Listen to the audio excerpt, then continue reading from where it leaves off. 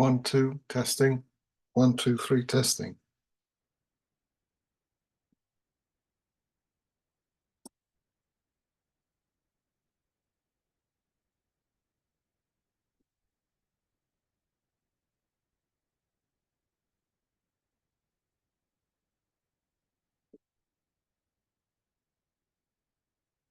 Hello.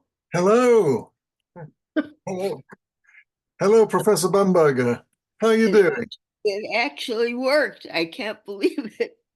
No, it's wonderful. Yeah, it works very well. And your picture is very good, your video. Good. How are you doing? It's- Just a minute. Okay. Uh, Not too well, actually. I was thinking about maybe we should postpone, but having had some coffee and had breakfast, I feel a little more alert. All right. Okay. Well, I'm very sorry. I mean, if you're not feeling well, I really don't want to be a burden. I'm at your disposal to do it any time. But if you feel okay, then it's completely up to you. Okay. Well, we'll see what my memory brings forth. All right. Yeah. Well, I just wanted to reiterate that this is not a very formal interview. It's just a very casual conversation, and Okay. it's just a friendly chat, and just wanting to find out more things about your fascinating life and all of your experiences and achievements and challenges and whatever you wish to share. Okay. Well, we'll see what I can bring up out of the memory. All right, all right. Uh, well, for starters, how should I address you? Jeanne. All right, okay. Well, it's a great privilege to to be allowed to call you Jeanne. Thank you very much. Well, Jeanne, we Where, have. by the way, where are you, by the way, geographically? I'm in London. I'm in London in the Okay, UK. all Yeah, right, yeah. good. So I'm a professor of technology education and music at UCL. Uh, and a great admirer of your work, with which I started from the very beginning. Huh. Uh, we have spoken in the past, but I was wearing a different hat than we have spoken when I contacted you on behalf of SEMPRE for your Yeah, Lifetime Achievement Award. yeah, right. And also about the possibility of you examining one of my doctoral students, Vicky Right. Felici, who is also very much kind of centered on many of the things, or a very small subset of the things that you have done. Yeah. Okay. So yeah, you would be amused to know that although UCL pretends to be one of those places that is one of the world's most liberal institutions, until 7 years ago, when I came to the discussion, UCL did not have an official music-related course, so which is very funny. Yeah. And the thing that I developed was called Interactions of Music and Science. So it's one of those Okay. So very. you made it legitimate by adding science. All right. Yes. Yes. Exactly. Exactly. Of course, I am based at the Institute of Education, and the IOE, as you might know, had a long tradition in music education as a discipline at a postgraduate study level. But we wanted to do something music specific, and I'm absolutely delighted that you wanted to chat with me. Okay. Uh, so yeah, so why I'm doing this, Jeanne, is just because at some point on the road to recovery, for having been dealing with my own personal health issues, I just discovered podcasts and audiobooks, and I realized how much I really like them. Uh-huh. Uh, and I wanted to do something similar for our world, the kind of intersection of science and the arts and music and education. And you're one of the very few people in the world that actually celebrate all of these things in that intersection. That's the wonderful thing about your work. So I was just wondering whether we can unpack some of these experiences and just make other people aware about the wealth of this past and tell them a little bit about your journey and about your experiences. And we can start as early as you wish.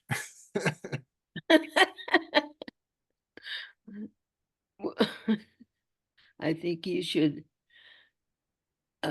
make some questions. I don't know where to begin. All right. Okay.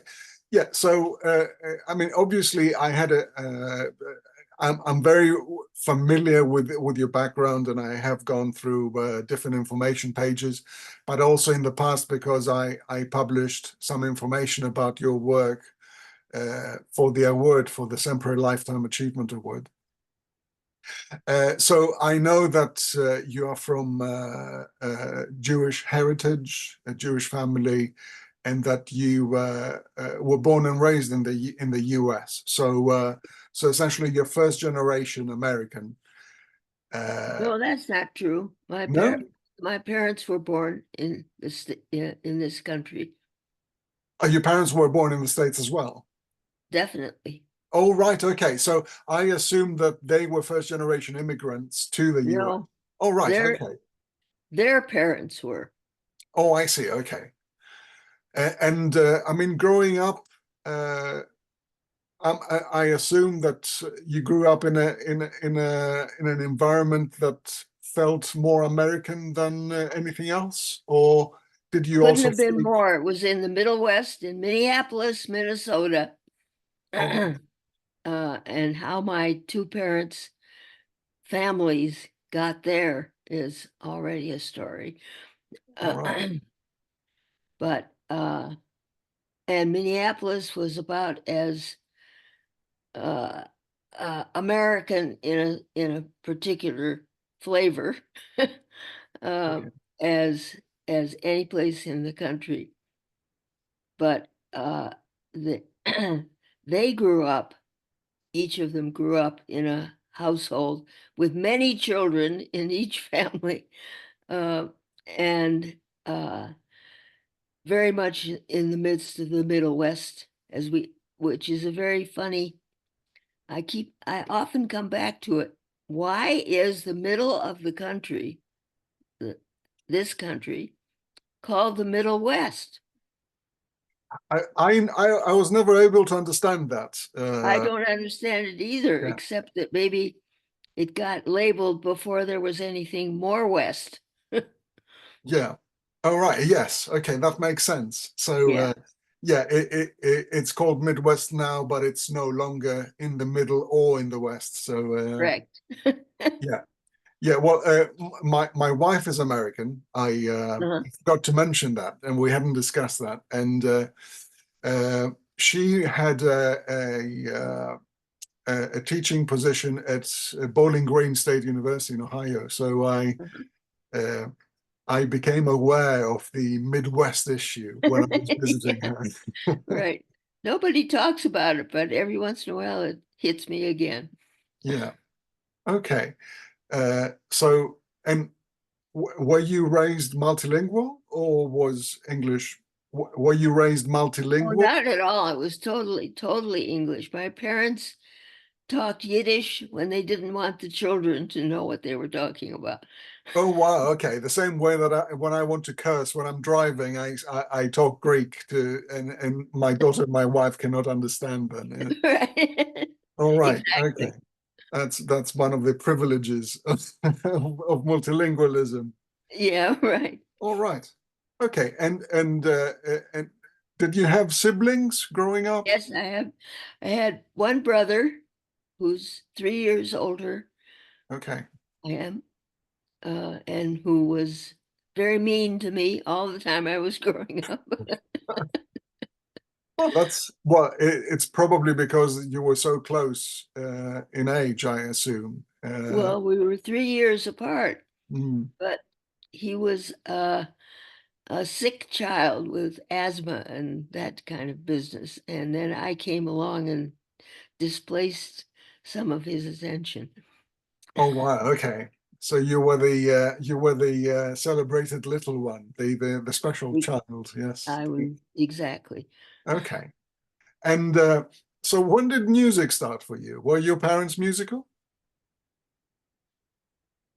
No, not at all. Okay. So And it you were started the first person in the family to have anything to do with music? absolutely, except maybe some distant cousin somewhere or other, All right. but nobody, I was very much alone. Oh wow. Okay. And was that your choice, or did your No, it parents was try to foster it? my mother was a big, well, I could call it exploiter if you want, but Okay. it started when I was, uh, it started seriously when I was 6. All Uh, right. but before that, the year before the year that I had my 5th birthday, my parents went to Europe so that my father could specialize in internal medicine. They didn't, I guess there was no way to do that before. You had to go. Anyhow, they went to Vienna and they left my brother and myself in a boarding school, Okay. which was horrible and probably infected the whole rest of my life. But that's where I started playing the piano, Oh at wow. the Okay. boarding school. When I came back, I was in 1st grade, uh, and had the local neighborhood piano teacher, uh, Lavillian Jones was her name. Um, and uh, that was, while at the boarding school, I had learned to read and other stuff. So I skipped 1st grade and went into 2nd grade. But I got from the very beginning, I got out of school early to come home and practice, which I didn't do a lot at All that right. time. And and I didn't, I really, uh, I was, I didn't play with other kids. I didn't grow up. Oh wow. Uh, Okay. So music was your center focus at a very early stage. yes, not Okay. not necessarily at my choice, Okay. but my mother was really building this child prodigy. Oh, so your mother was dedicated to Very kind of much so. developing your I had to prodigious practice. side. I had to practice for 15 minutes before breakfast, or at least before school every day. All right.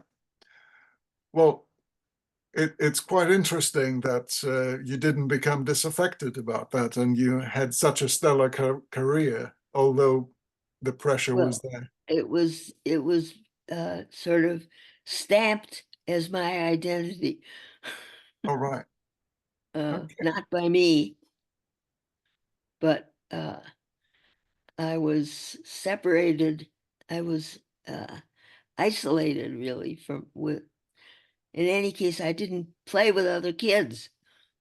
All right. So was it your mother then that promoted you for the cover of the for that special photo that exists in various websites with you in front of the piano for Yeah. uh, the Good Housekeeping magazine? Was that Yes. all right? Okay, so your mother was your agent from a very early stage. Well, my she wasn't my agent. She was more her. All right, very good. Okay, so I mean, how old were you, from what you can remember, where you have the metacognition to kind of realize that you've started enjoying the piano and music? When when I when do you don't, feel that enjoyment started kicking in? probably when I was in college.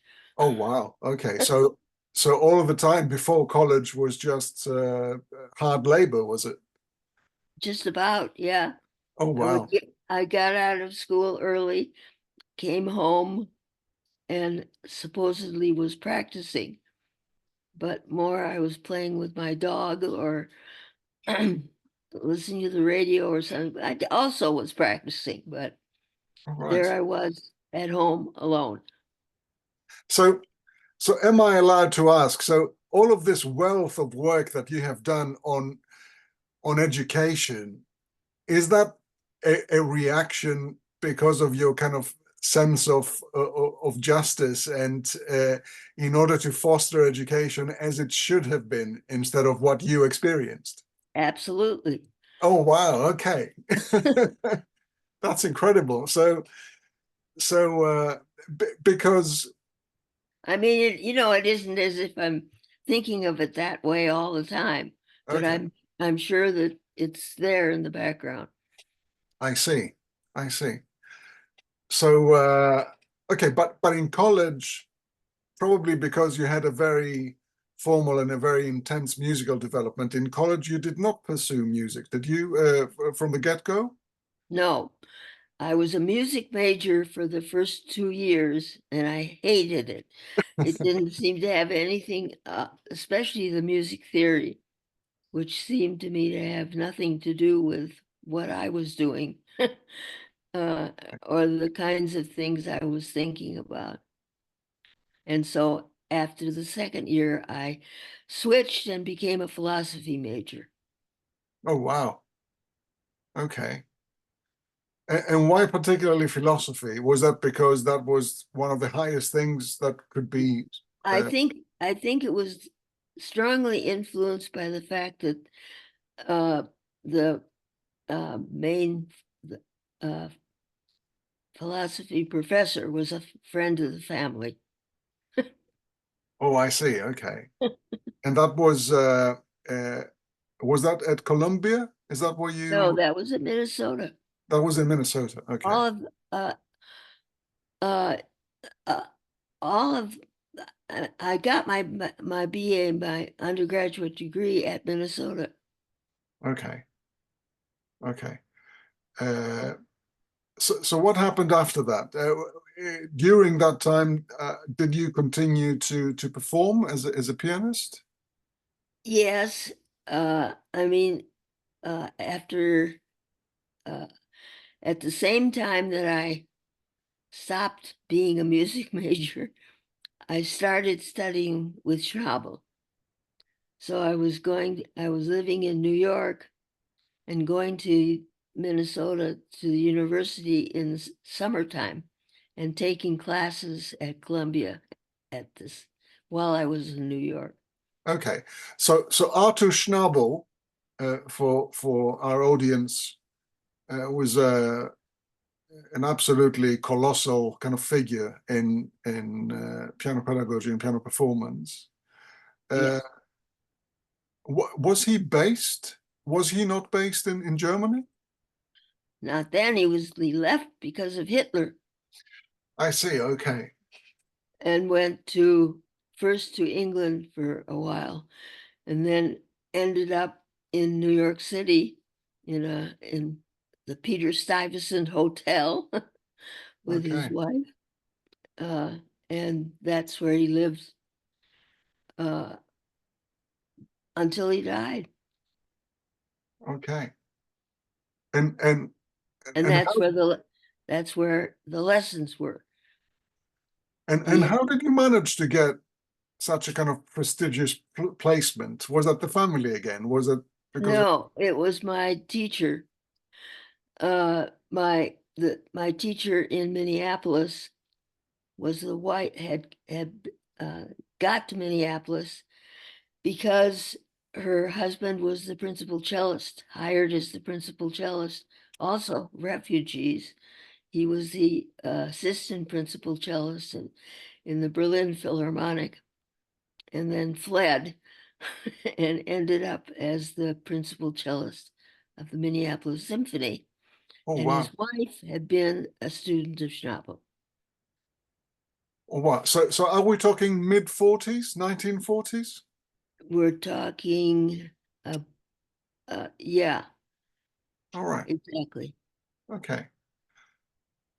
Uh, so at that time you are a young lady, so you must already be a kind of high performing pianist, and you're just honing your skills with Schnabel. Yeah, I think I can't I didn't play any big concerts or anything like that. Mhm. It was mostly local Okay, uh, but performances. but you did have a performance portfolio. You were keeping it alive at that Yeah, point. Okay, uh, mostly, locally in, and so I would spend the uh, school year, so to speak, in New York yeah, and in various establishments. Uh, and then in the summertime, I would come home to Minneapolis and go take classes at the university in philosophy by that time. okay. So I mean, I am extremely curious to see in this trajectory, when do we start having anything to do with technology and all of the other stuff that you have done? Oh, How does much that, where is the that bridge? really, that everything changed when I came here to Berkeley, and was working with and being an assistant to Roger Sessions. Oh, wow. So That you're, was that's what changed everything. okay. So your journey with Berkeley uh, began at the very beginning before MIT was part of the discussion. Oh, way Yeah, before. way before that. Okay. Yeah, that I came to as a graduate student. Well, first of all, I graduated from Minnesota Okay. in philosophy, and then because then Schnabel sent me to Sessions. That's why I came here. He to work. I think Schnabel realized that I wasn't going to be a performing, you know, I wasn't going to take that route. And he sent me to Sessions. Okay. So to work on music theory or Right. what we in Europe call musicology, but translates as music theory Yeah, in the US. musicology is Yeah. history in this Yeah. country. Yeah, it's a very strange thing, isn't it? Yes, But, it but is. I assume that it has changed in Europe as well because now they try to find different adjectives to slap in front of musicology in order to justify what different people do. So they will have Right.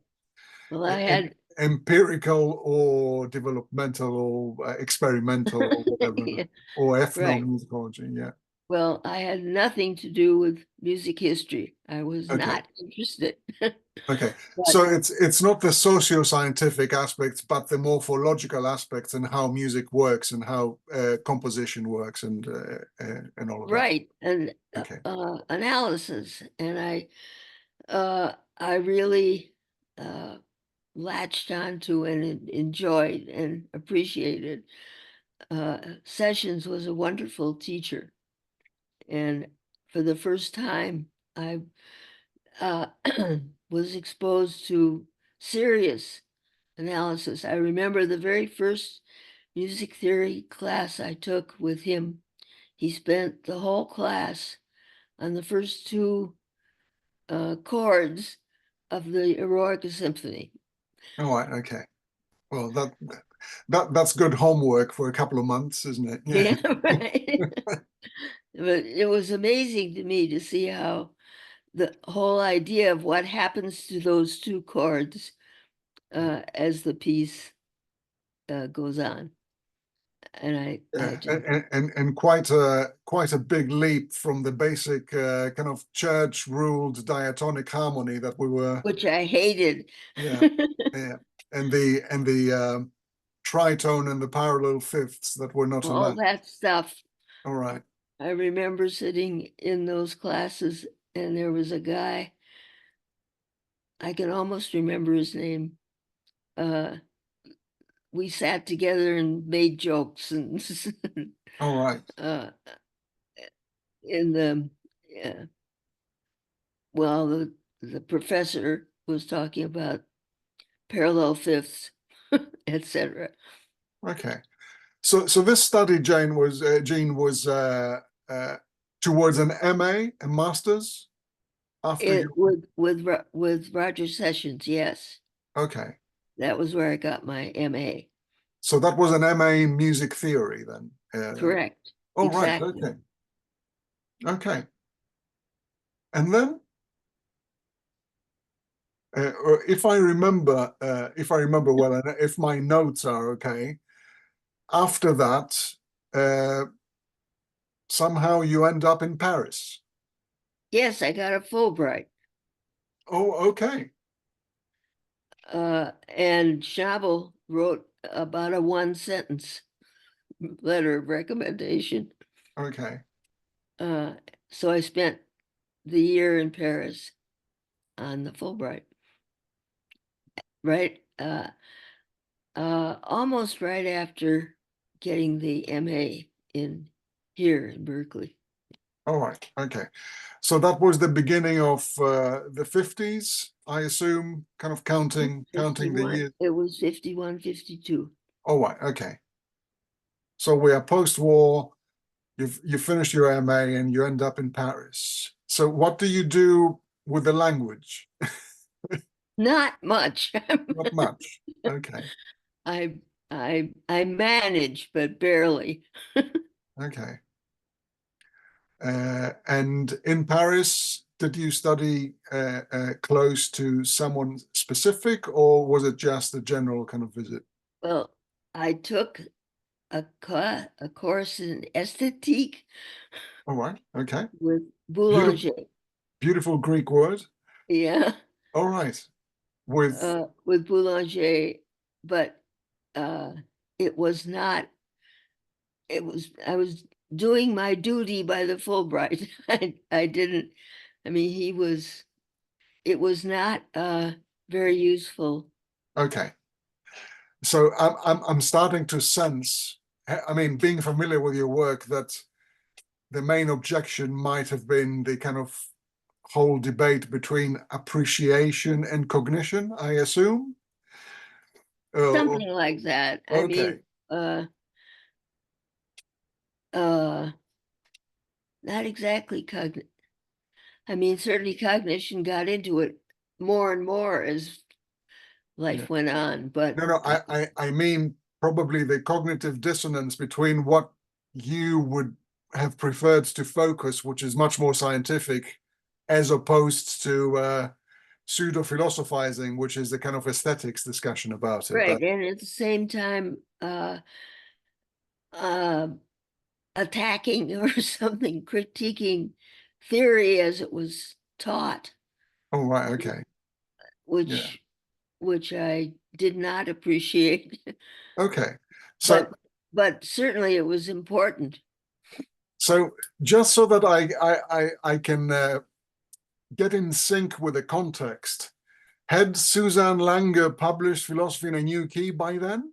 Or Yes, and I okay, certainly read it. okay, and did that inform at all your kind of viewpoint, or was it just a completely foreign?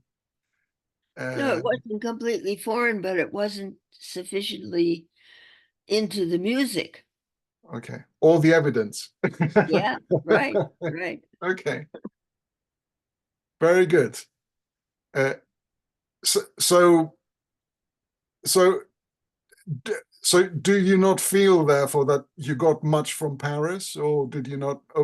Was I it got a just lot from Paris, but not to do with music. all I right? mean, I had a good time.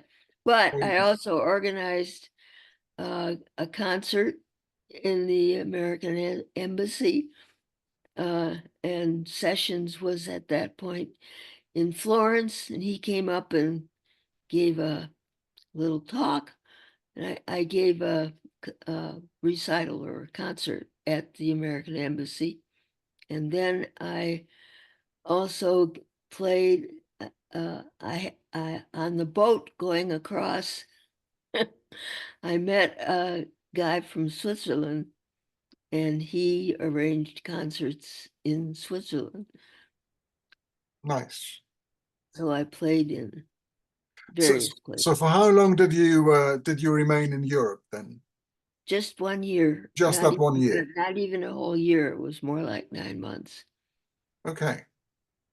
So so Uh, after that year, did you go back to the States to seek employment, or did you try to continue your research? What what was I the kind went of journey? uh, I I went back to live with my parents, who at that point had moved to Los Angeles. All right. Uh, and um, I got a job at the University of Southern California teaching beginning music theory, which I did for a couple of years. All right. Uh, Okay. And that was for a couple of years, did you say? right. Uh, let's see. Uh, So, so it doesn't matter. I mean, we don't need a forensic timeline. Absolutely not. Yeah, absolutely not. So the move to California, was that because of your father's work? no, I my father had retired and my mother hated Minnesota, but she had grown up in. oh Uh, wow, okay. So and she so wanted some warmer weather, did she? exactly, she hated the cold.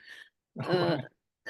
and so when I returned from France, they had moved to Los Angeles, and I moved in with them uh, and taught at USC until I got married. Oh wow, okay. And that was the point where you became Jeanne Bamberger then. Exactly. All right, okay. Yeah. And moved to Chicago at that point because my then husband was a graduate student Oh, at okay. the University of. And the amazing thing, and I never really understood this, I it was sort of like I just set foot in Chicago and I got a job teaching at the University of Chicago. Oh, wow. Okay. And but because I mean, even then, University of Chicago was one of the heavyweights in the States from the Definitely. beginning, wasn't it? And I got a job in the music department teaching beginning music theory. Okay. Well, you seem surprised, but I mean, your trajectory up to that point was stellar, and you studied close to the biggest minds of the time at that point for music theory. Well, Well, that's true, I You suppose. But you seem a bit surprised about it for some I was strange totally reason. surprised. I mean, I hadn't published anything. I hadn't written it, I hadn't Mhm. done anything that uh, people would really notice. And I was always in this pull between performance and theory. Okay. So, for instance, I played a concerto with the University of Chicago Orchestra, but I was teaching music theory. That's great. That's great. And that gig lasted 10, 15 years. No, let's see. Uh, I haven't got the calendar in mind. That's all Well, right because I guess that was 55, and my first son was born in 59. Yeah, 55 was when I got married and moved with my husband to Chicago. Chicago. Okay. And you stayed in Chicago. So was Chicago Yeah, I stayed the in Chicago until 69. okay? Yeah, that's right. In 69, I moved to the East Coast. Yeah. So this is when the journey with MIT began, presumably. Yes, quite by accident. Oh, wow. Okay. Another accident, another happy accident. Total accident. I went Very to good. I spent the first year in uh Massachusetts uh without a job for the first time in many years by then. Okay. Um, but I went to one of the standard music meetings, the just the usual thing. And on the way back, I happened to share a train ride with what's his name? Doesn't matter. Uh, who was teaching in the music department at MIT. And he said somebody was going on leave. I should go and talk to the chair, and maybe I could uh, be take his place for a year, which So I did. that wasn't Hal Aberson, was it? No, The no, no, no, okay. that's much later. Okay. Uh, Maybe I'll think he's a musicologist, the guy Okay. who, um, and so I got the job uh, at MIT in the music department to take the place of whoever was going on sabbatical. Okay. Uh, and at the end of the year, I got hired Very good. as Yeah. an assistant professor or something. Yeah. I applied once. I wasn't hired. Yeah. Well, I had been teaching for a year there as Right. replacing the guy who was on sabbatical. That's great.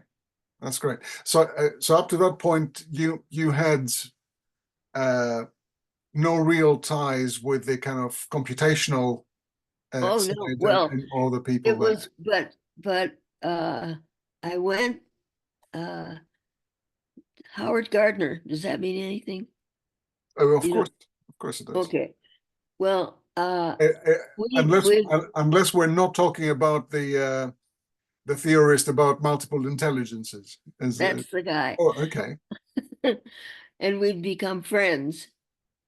Uh, and he was, let's see, how did it work? Uh, oh yeah, he took me to a talk at MIT. He was at Harvard. Yes. He took me to a talk at MIT by Seymour Papert and Marvin Minsky. All Uh, right. and I was quite enchanted by what they were doing. Had nothing to do with music, of course, but so the next day I went over there and found Marvin and talked to him, and he was he was really he was uh self-taught, I think. Anyhow, he sat and improvised horribly at the piano. That was his great love. All right. Uh, and he hired me to be in his shop, so to speak. And that was sort of what sent me off in the direction that I've been going in ever since. That's I amazing. I went, what was it called? I don't know, it was a special, it was a separate lab in, Was that the logo lab?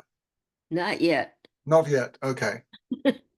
It became So, the group of people who were in electrical engineering in Marvin's uh, aura uh, became well, it was Seymour Papert who did the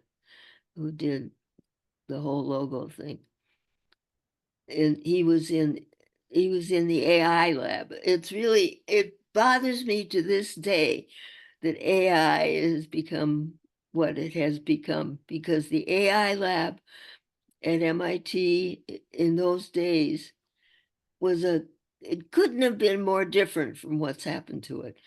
Yeah, yeah. Well, I mean, as with many different things in the world, I don't think that AI has become anything. I think that just people superficially, with the kind of continual need for instant gratification nowadays, have just started using the term for something that is not AI, essentially. Exactly. I I I mean, I suffer the same thing when it comes to data analytics and big data. So everyone now calls a big spreadsheet big data, and that really infuriates me. But yeah, yeah, it's exactly like that. Right, yeah, right. uh, I went with Howard Gardner to this talk. Uh, and well, I'm repeating myself. no, I please went the do. next day to find Marvin, and I was very surprised to discover that he was very much into music in his own way. Uh, and so he hired me in the AI lab. Wow, Uh, and that was where I got into logo.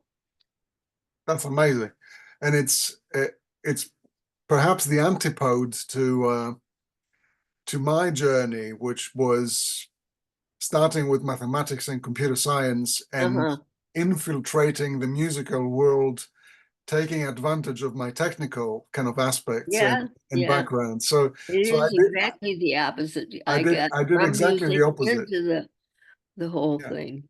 yeah, Uh, yeah, that was a life changer being in that uh, AI lab for a while. that's amazing.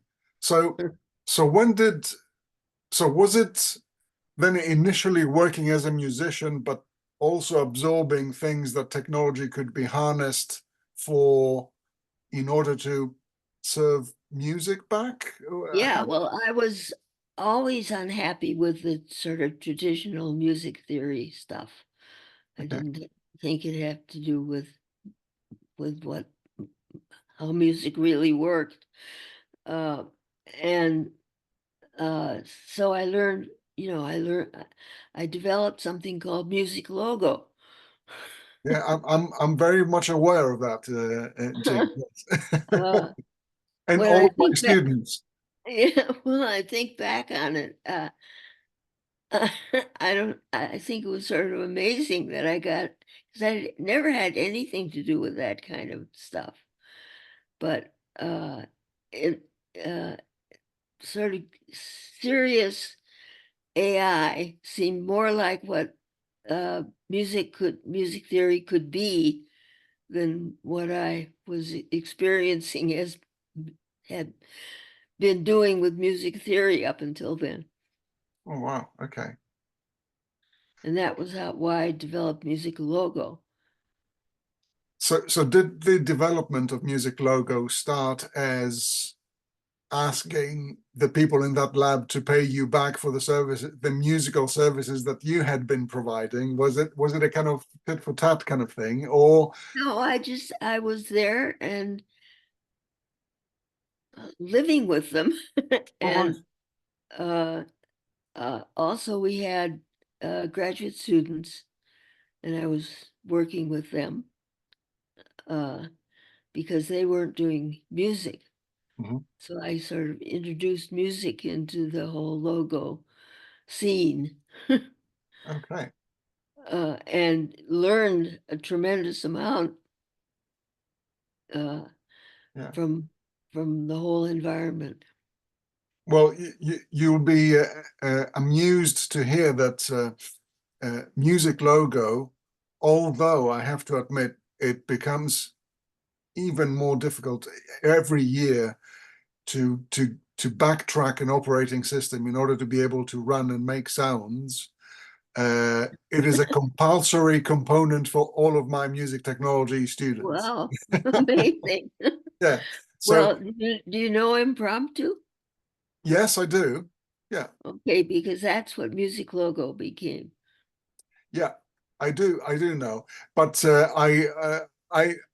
for compatibility issues, I tried to use a rendition of ML Win, Music Logo Win, which is one of the developing branches that allows to use Logo for making sounds.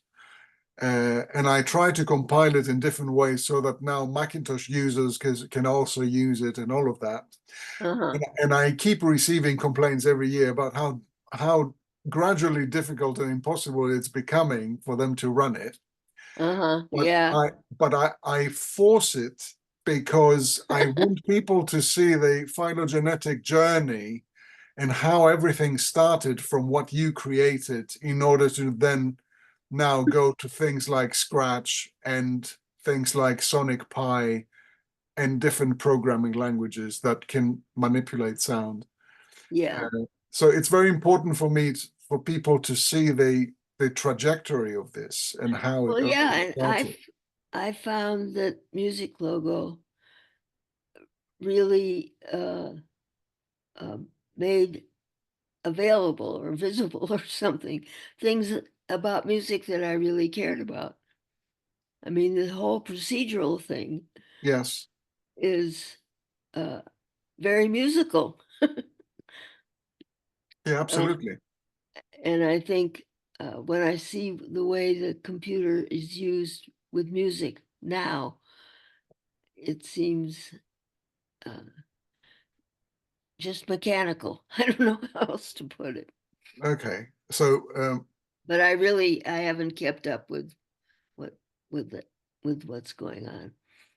yeah, well, there's a big discussion about, but I assume that this discussion has been had since the 14th century about what is proper music and what is not. So Yeah. so yeah, it's interesting to see how the discourse propagates and how many people can get offended by new Oh developments. yeah.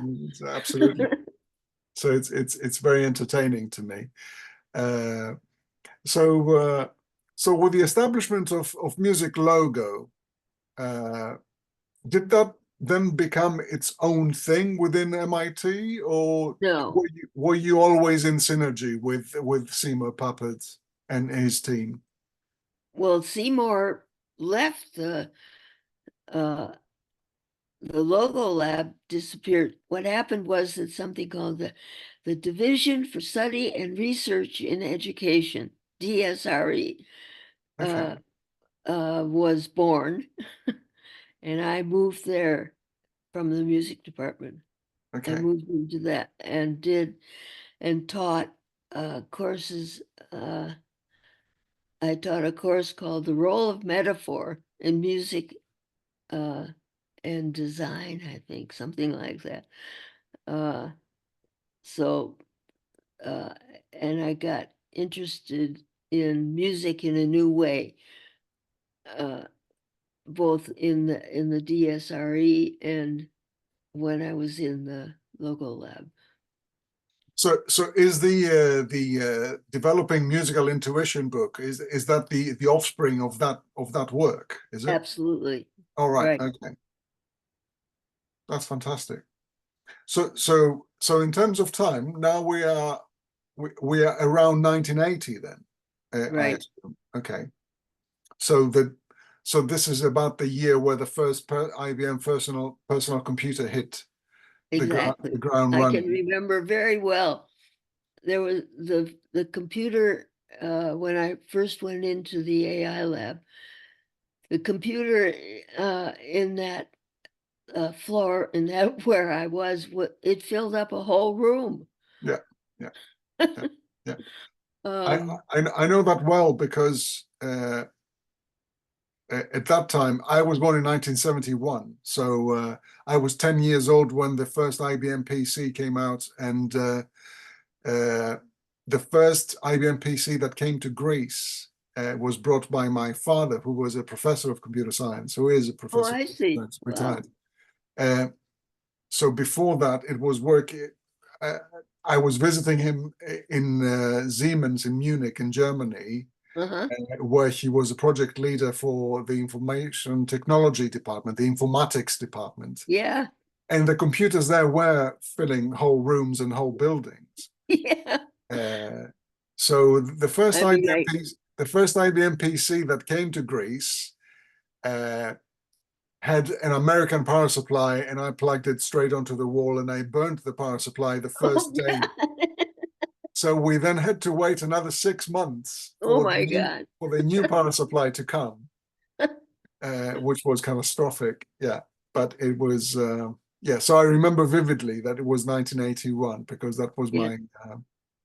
my first introduction to a kind of standalone PC right in front of me, and I was absolutely elated when that happened. Yeah, Right. so that's great. Yeah, I can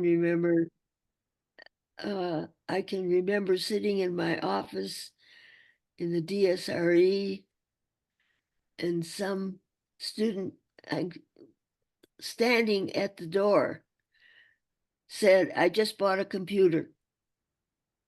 Okay, that's And amazing. I couldn't imagine what that meant. That's amazing.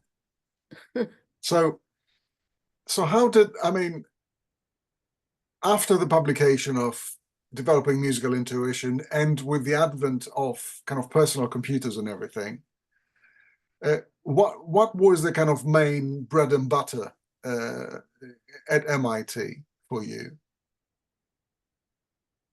Huh. It's hard to get back there.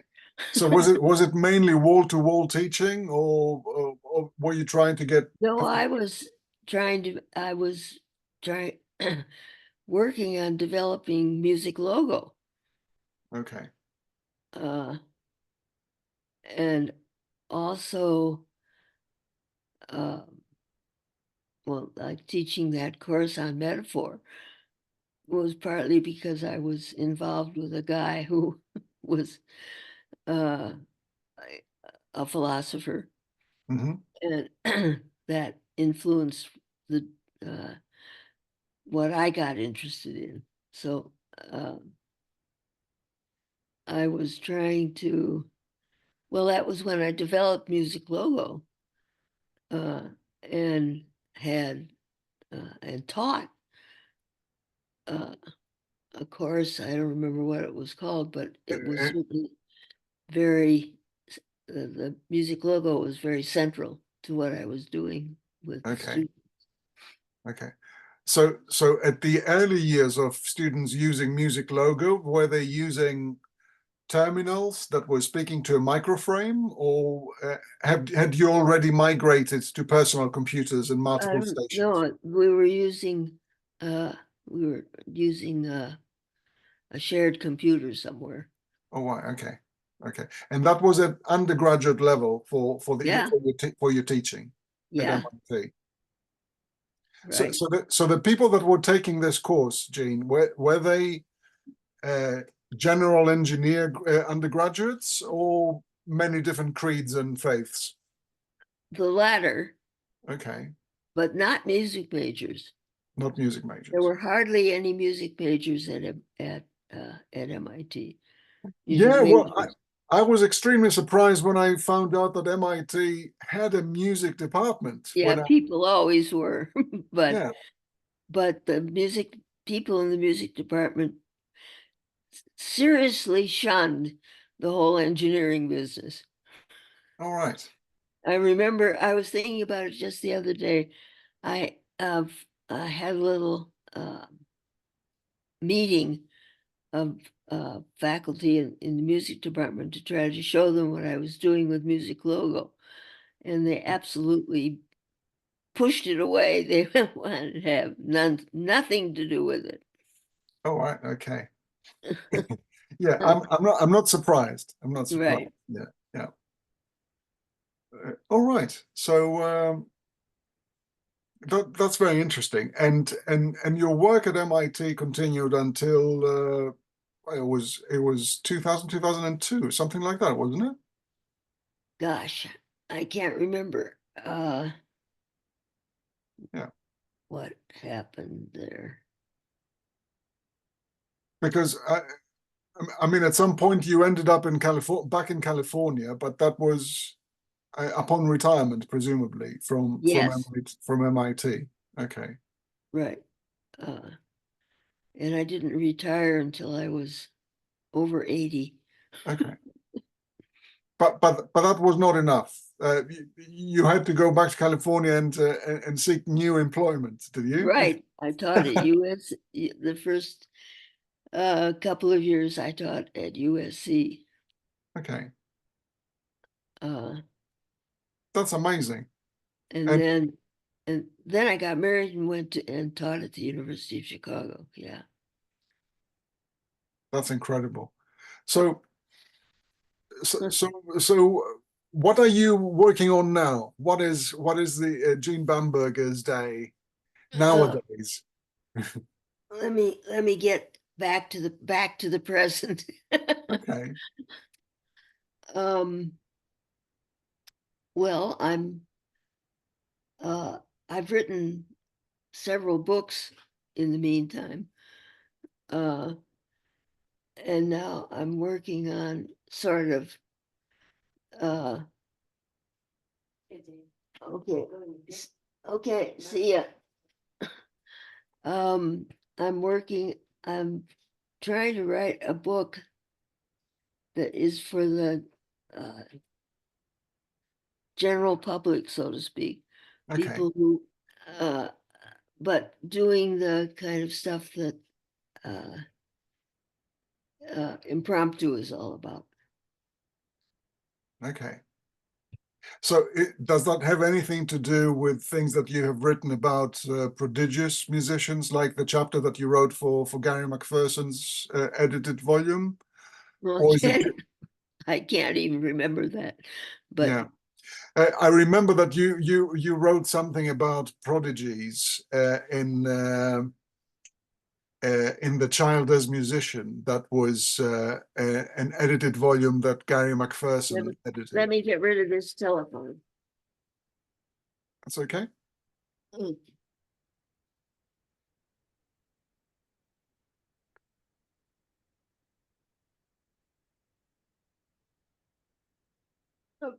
Okay. Now you were saying, Uh, there was a volume edited by Gary McPherson some years ago yeah, about the child as musician, and I remember that you wrote a wonderful chapter about prodigies yeah. in that.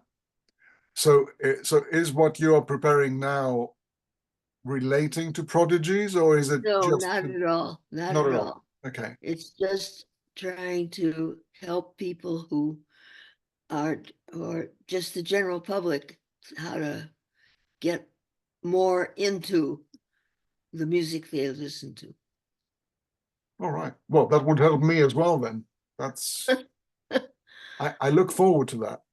Well, So, uh, I've written uh, li- in the other books that are out, there are chapters mhm. which are relevant to that uh, process. So more about reflexivity, the work that you've done in being reflective, or Yeah, I suppose. No, but it's more trying taking the stuff that you usually find in music theory, Mhm. but making it more digestible. Okay. So essentially not starting with Schomburg's book then. Is that Right, right. all right, okay. Because But that was the but there that, but like the other some of the other books, it's a uh it's learned to do by doing. okay. So would you say then that uh through lived experience and through actual work and praxis, you're celebrating principles that are very close to jazz education philosophy? To To who what jazz, jazz? yes. Because I mean this sounds very closely aligned to what jazz educators do to learn through doing instead of kind of learning the rules. Yeah, but I think the doing is very different. Okay. So what is your angle to this? Uh, I haven't been there lately, but well, if you look at the books, particularly I think the first book, um, it starts The turning music theory on its ear, is it? something, yeah, well that Okay. part. Okay. Uh, That's but great. it starts out with um I've forgotten. That's okay. I think that I can find it. Yeah, the first book is called, yeah, the first book is called The Mind Behind the Musical Ear. Okay. Um, That's great. but it starts out with what I think people uh can, oh, I know, it starts out with tune blocks. All right. Okay. Uh, and you so you're given uh, uh, a whole melody, uh, and then you're given uh, they're not just arbitrary blocks, but they're functional blocks, Okay. functional segments, and you have to put the segments together to make the whole block, to make All the right. whole tune. So, Uh, so that is the celebration of constructionism then yeah, in its full right, glory. Yeah. which was a big influence. All right. But So, in so fact, Jeanne, because I'm aware that I've been taking a lot of your time and you might be getting tired, I just wanted to ask you just one or two last questions because yeah, I don't want to take too much of your time. I'm very grateful for you taking the time to speak to me. it's okay. So so if someone was fortunate enough to have Jeanne Bamberger in front of them and ask her for her advice with the power of hindsight, her advice about what would be the best way forward for the newly born child. For the If they newly born child. if they wanted for their child to naturally enjoy, develop, appreciate, celebrate music, It's what? interesting because I'm actually facing that very question, All right. not with a child, but uh, with a guy, uh, an adult who has quote always wanted to play the piano, Okay. uh, and so I just had my first lesson with him, and I've never done that. I've never uh, started out with somebody who wanted to play the piano and had no background Okay. preparation for it.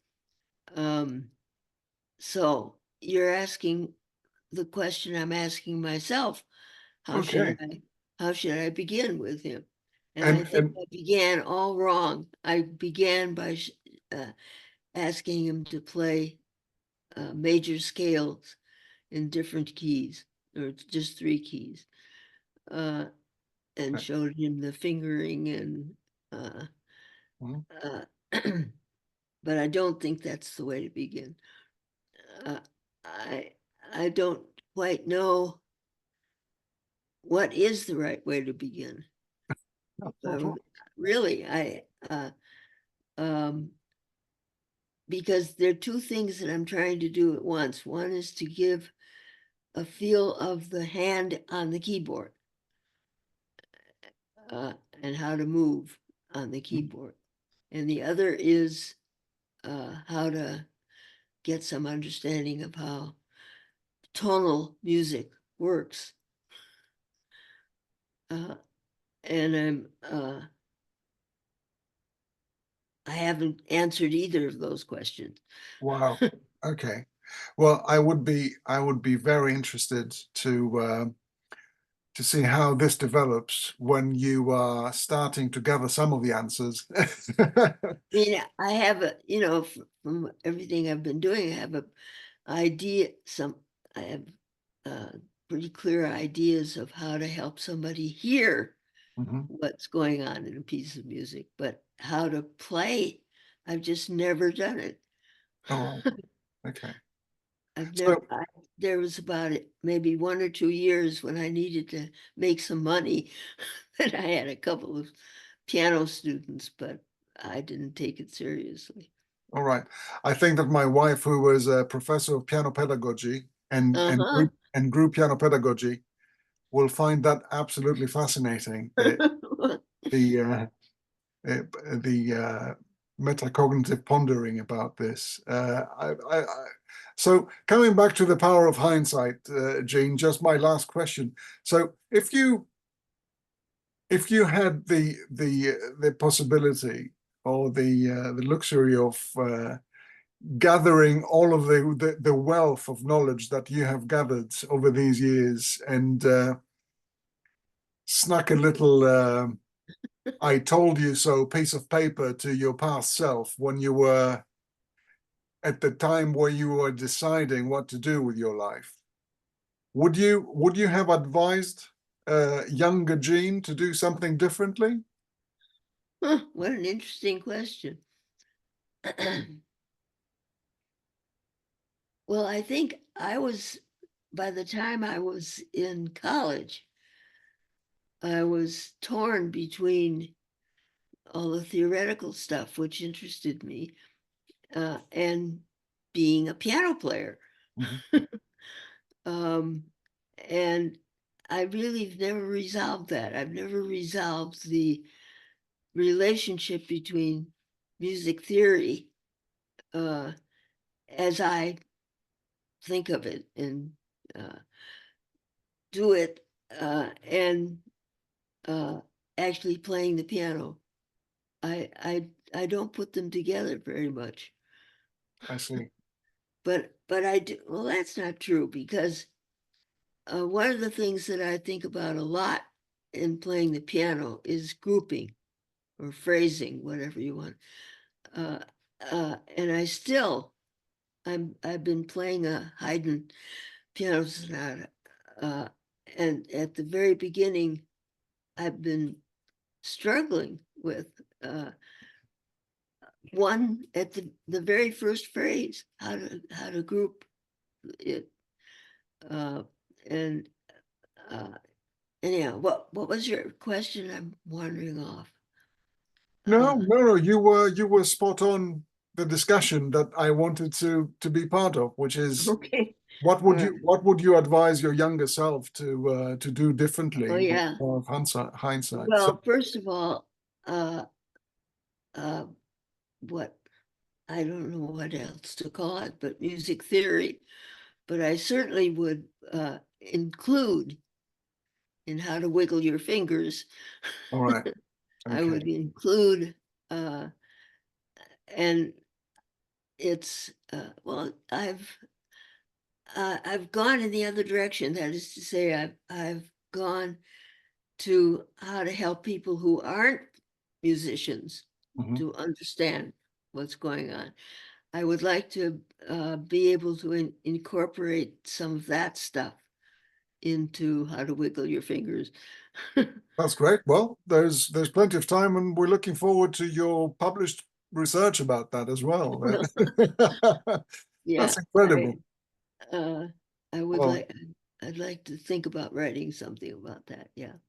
well, Jeanne, you are a tour de force, and I'm very grateful that you actually took the time of your day to speak to me, humble little me, about your work and about your Well, life. it's a pleasure to have someone to talk to about all of that. I'm extremely grateful, and I'm also extremely grateful about your willingness to examine one of my students, and we can Yeah. discuss that further when the submission has occurred. So that's absolutely wonderful. So thank you so much. I'm looking forward to just tidying up the video and our recording. And when I have processed it, I look forward to making it available so that you can refer to it and listen to it. I hope that